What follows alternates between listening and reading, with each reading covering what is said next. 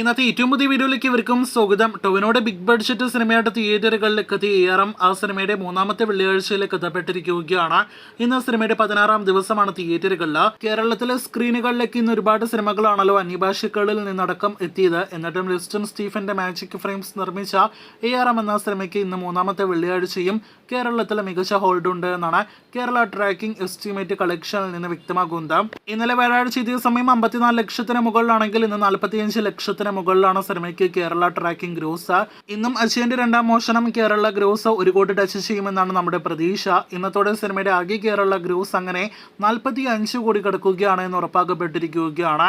ടൊവിനോ നായകനെത്തിയ ടൊവിനോയുടെ കരിയറിലെ ഏറ്റവും വലിയ സിനിമ ഏറ്റവും വലിയ കേരള കളക്ഷൻ നേടിയെടുത്ത് മുന്നേറിക്കൊണ്ടിരിക്കുകയാണ്. 50 കോടി കേരള ഗ്രോസിലേക്ക് അടുത്ത ദിവസങ്ങളിൽ തന്നെ എത്താനായിട്ടിരിക്കുന്ന അജയന്റെ രണ്ടാം മോഷണം എന്ന സിനിമയുടെ വേൾഡ് വൈഡ് ഗ്രോസ് ഇന്നത്തോടെ 80 കോടിക്കടുത്തേക്ക് എത്തുകയാണ്. 79-80 കോടി റേഞ്ചിലാണ് സിനിമയുടെ 16 ദിവസത്തെ വേൾഡ് വൈഡ് ഗ്രോസ് ആയിട്ട് നിലവിൽ നാം പ്രതീക്ഷിക്കുന്നത്. ഈ ശനി ഞായർ ദിവസങ്ങളിൽ ഇനിയും മികച്ച കളക്ഷൻ പ്രതീക്ഷിക്കുന്ന സിനിമ ഒരു വമ്പൻ വേൾഡ് വൈഡ് കളക്ഷൻ ഫൈനലായിട്ട് നേടിയെടുക്കുകയാണ്. അപ്പോൾ കാത്തിരിക്കൂ ARMന്റെ കൂടുതൽ ബോക്സ് ഓഫീസ് റിപ്പോർട്ടുകൾ കേട്ട്.